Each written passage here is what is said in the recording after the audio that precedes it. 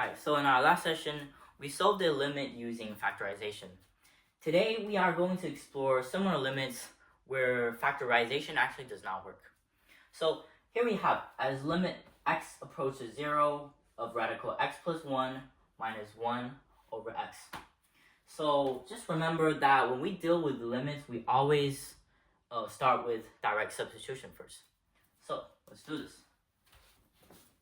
So let's substitute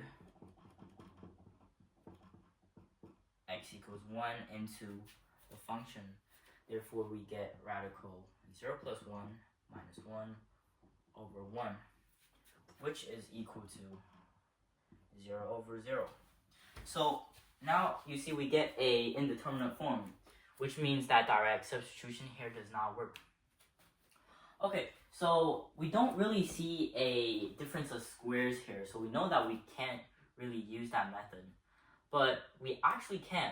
We actually can solve this using a somewhat similar mindset, somewhat similar mentality to this difference of squares.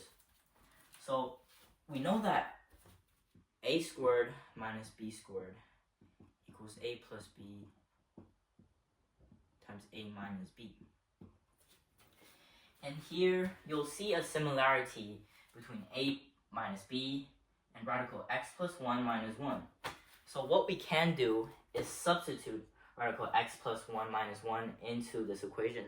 So what we actually get is x plus 1, radical x plus 1 minus 1 times radical x plus 1 plus 1 is actually equal to x plus 1 minus 1, which is equal to x.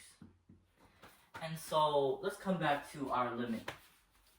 So using this rule, we can do a step like this. So let's just write this here. Minus 1 here. Okay, so what we can do is actually using this rule times radical x plus 1 plus 1 on both sides, on the denominator and the denominator. So this is what we get.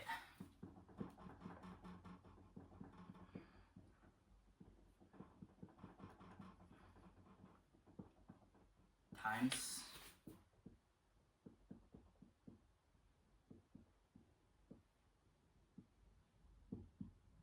1 plus 1. Okay, so this does not change the limit because this is equal to 1, right? Okay, so we know that by this rule here, that this, we actually get x. So this limit actually change to something like this. So we get x on the denominator, and we get x times radical x plus 1 plus 1 on the bottom. Okay, now let's again cancel out the x's. So we get limit as x approaches 0. We have 1 over radical x plus 1 plus 1. Okay, so now I believe we can use direct substitution. So substituting